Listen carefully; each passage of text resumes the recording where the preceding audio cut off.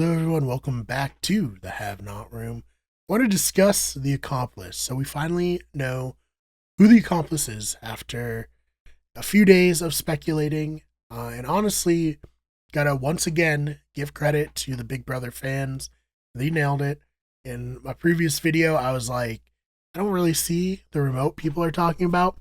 I was wrong. There was a remote for Amy to make the HOH relic disappear. Amy was the accomplice. We got to see how she did it. Pulling candlesticks to unlock doors, pushing countdown buttons to turn the lights off, and pushing a button to make the HOH relic disappear.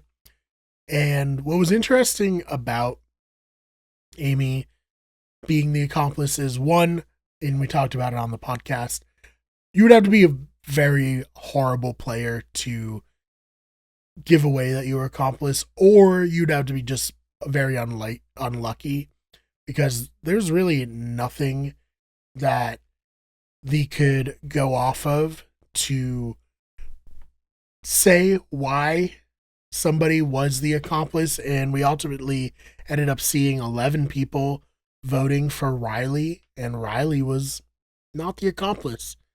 And the just pretty much came up with any reason. It reminded me a lot of the Traitors, which is not surprising. Like, this whole house, the murder mystery theme, everything is very playing off of the Traitors coded, if you will. And people on that game will just anything. They'll take any little thing and they'll be like, this is why this person is the traitor. And that seemed to happen to Riley.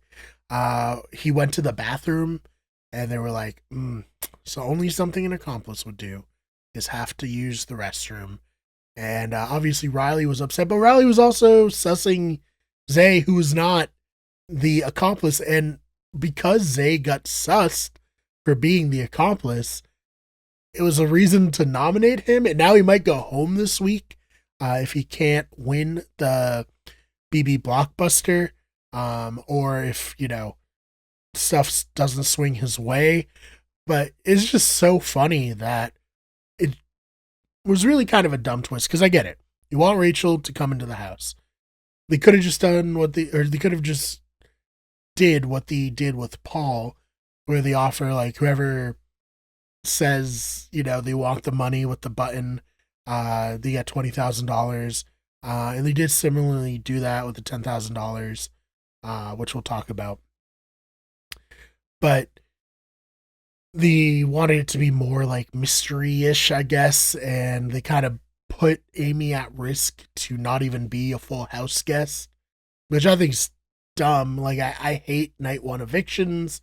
I hate people who don't really get a chance to play, but, I also was like, this is fine, because there's just no way you're going to get figured out unless you somehow completely self-destruct, and Amy didn't do that.